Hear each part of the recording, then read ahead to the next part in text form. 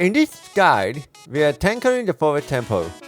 Now that you're at the link, the enemies are way more chaotic than the first 3 dungeons. Get ready because things are about to get complicated. Let the adventure begin.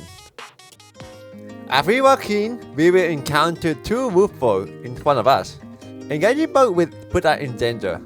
Just tackle one wolf foe to bait out their swing. Wait for each wolf foe to whiff.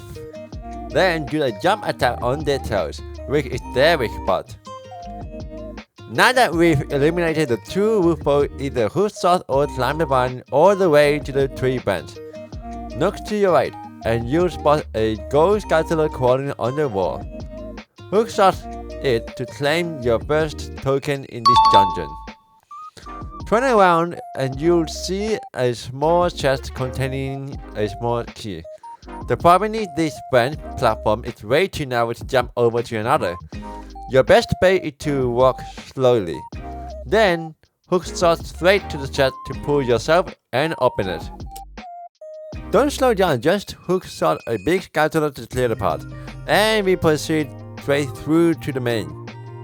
By doing this, we get to completely skip the west, south, and east hallways, saving us a massive amount of time.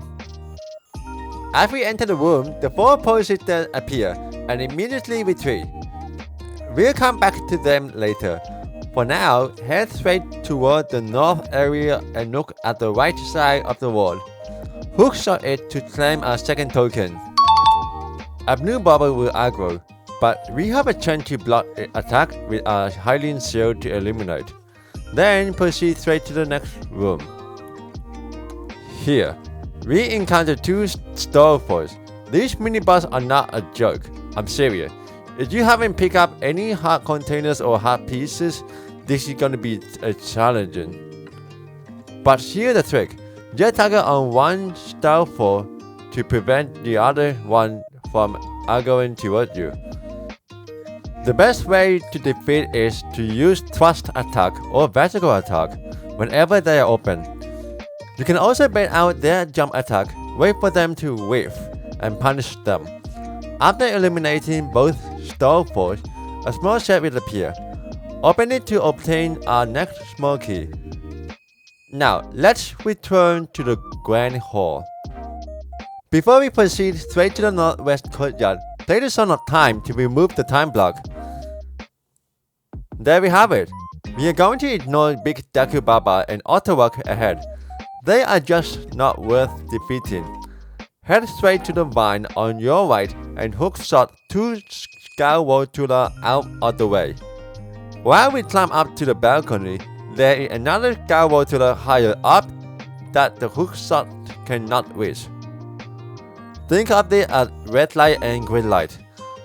Wait for it to look away, then scramble up the vine to stay completely out of its sight.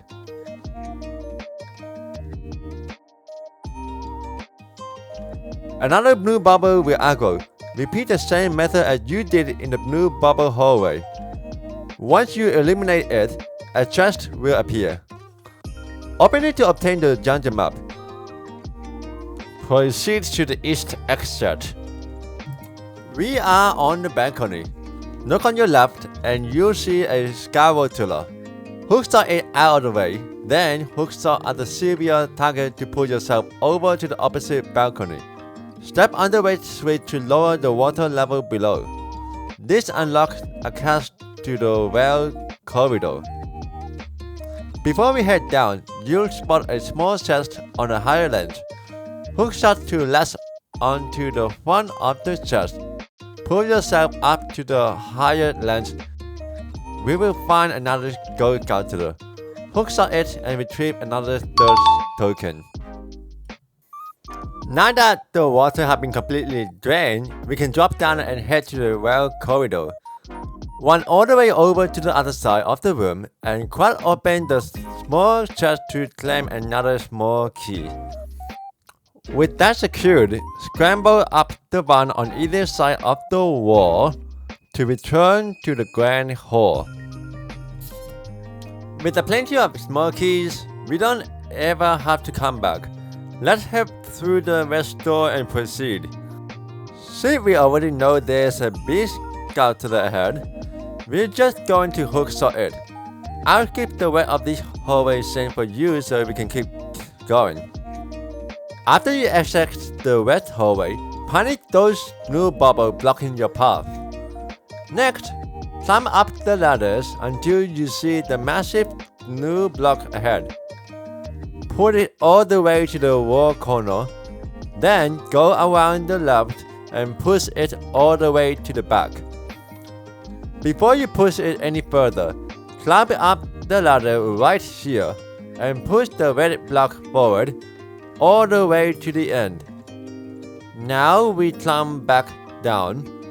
Go around to the left and push that new block into the back until it clicks into the floor hole. Climb to the top of the blue block and jump up next to the next ledge on your right. From here, push that red block all the way until it clicks into its hole. Finally, climb onto that platform. Turn right to find the ladder and eliminate 2 more new bubbles before proceeding through the locked door.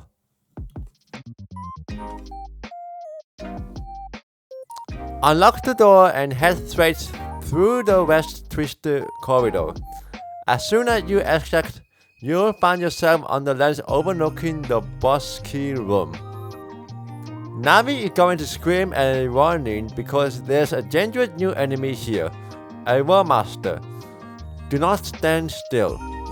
Quickly jump across to the next platform and run straight through to the next room. If you messed up the timing, the Wallmaster will grab you and send you all the way back to the start of the dungeon. We are inside Joelle's room, but we are going to completely ignore her portraits for now.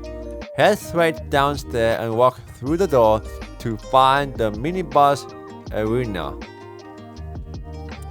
This room features 3 Stalfos, but only one will aggro onto you during the first round. Use the exact same defensive strikes we used in the North Small Key room. Once you take him down, round 2 starts and 2 Stalfos will spawn at the same time. Here is the catch. If you don't eliminate the second Stalfos fast enough, the other one will resurrect. Focus your damage quickly so they don't trigger this white mechanic. Focus your damage quickly so they don't trigger this wipe mechanic. Once all 3 Stalfos are eliminated, open the big chest to claim your prize, the fairy ball. Now, let's head back out to Joelle's room. Now that we have the ball, walk up to the middle level of the stairs. From here, you can shoot 2 of Joelle's portraits. Turn around to face the wall and shoot the 3rd portrait. This will force Joelle to come out of the paintings.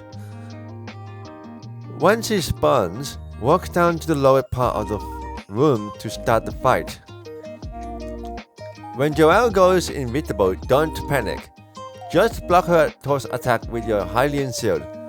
Wait for her to whiff, and use either a jump attack or your fairy bow to nail her the second she becomes invisible. After you eliminate her, a small chest will drop containing a small key. Next, move into the Beth room. You can completely repeat the exact same track here. Because Beth shares the exact same attack pattern as her sister. Punish her when she shows herself. After eliminating Beth, open the chest that spawned to claim the compass. With the compass in our inventory, it's time to head all the way back to the block room. There are blue bubbles floating around here again. You can ignore them or shoot to eliminate them. But your real target is that silver eye fish right above the door. Give it a quick sharp shot with your fairy bow. There it goes.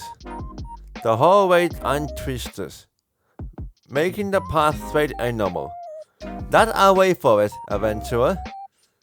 Before we leave, look at the massive chest. It's not completely different from any other chest we found so far, because this is the boss key. Snag it and let's move out. Immediately hop down into the hole. 2 blue bubbles will approach you in the room. Block the incoming attack with your shield and use that advantage to strike and eliminate them quickly. With the room completely clear, we can safely proceed through the exit door. Step outside into the northwest ruins. Jump over to the narrow stone platform and look directly up against the wall. There is the Gold Skulltulas crawling up there. Use your hook shot to take it down and retrieve your next token. Jump back to the previous platform and punish Big Deku Baba for blocking your way. Head inside to face the Floormaster. This miniboss plays differently than a Wallmaster. Because it stands on the ground, use your shield to block its charge, then unleash a heavy attack to punish it. Once you hit it hard enough, it will split into 3 mini Floormasters. Quickly use a spin attack to eliminate them all at once. If any of them scamper too far away, just snip them with your fairy bow. Once the room is clear, a small chest will drop. Open it to claim another small key, and let's head all the way back to the block room for our second visit. Use your fairy bow to shoot that silver eye switch above the door again. Then proceed all the way through to the east twisted corridor room. The second you step into the hallway, Navi is going to scream another warning about the Wallmaster looking on the ceiling. Jump over to the next platform and proceed through the hallway. Just ignore these green bubbles, they are totally worthless enemies. If you can't scramble up the ladder in time, don't panic. Just move around in a tight circle on the floor until the Wallmaster drops down and reaps its grab.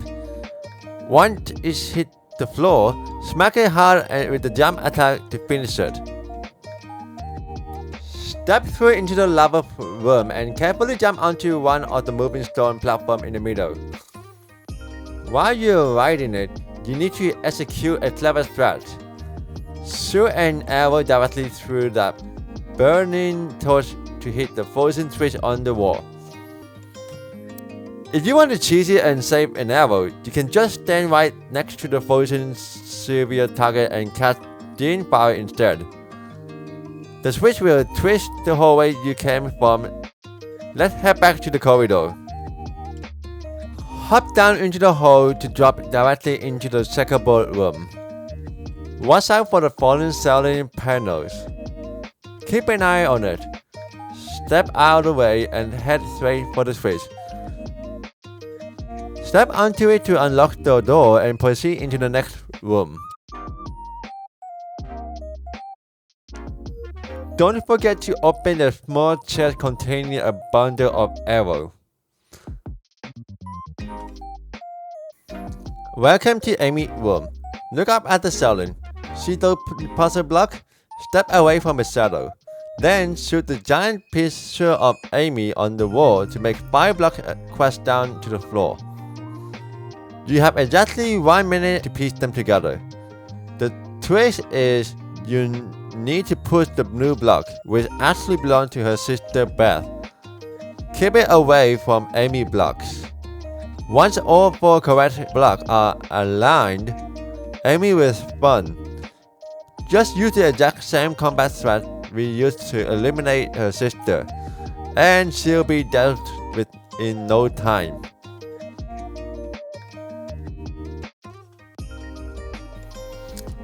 Back in the hallway, the final Poe Sister Meg is circling right in the center of the room. Step closer to her to trigger the fight. Meg plays entirely differently than her 3 sisters. She's going to split into 4 identical illusions and float all around you. The best strat to find the real Meg is to look closely and locate the one that does the neutral extra spin right when they spawn. Line up your shots and nail her with your fairy bow. It takes exactly 5 hits to eliminate her for good. Once she drops, the flames return to the torch, and the elevator platform in the center open up. Enter the elevator to head down into the lowest room. To solve the puzzle, we need to push the stone wall clockwise to rotate the room. First, turn the wall counterclockwise and head into the cove to step on the switch with the white tiles. Next, turn it counterclockwise again, and step on the switch with the red tiles. Turn it one more time.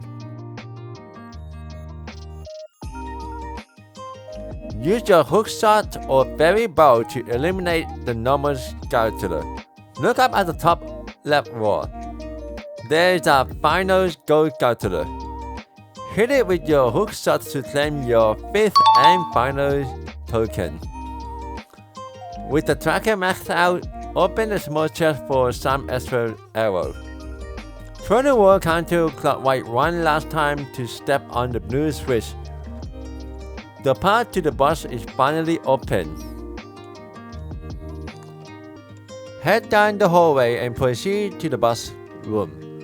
Walk up the stairs and step into the center of the boss arena.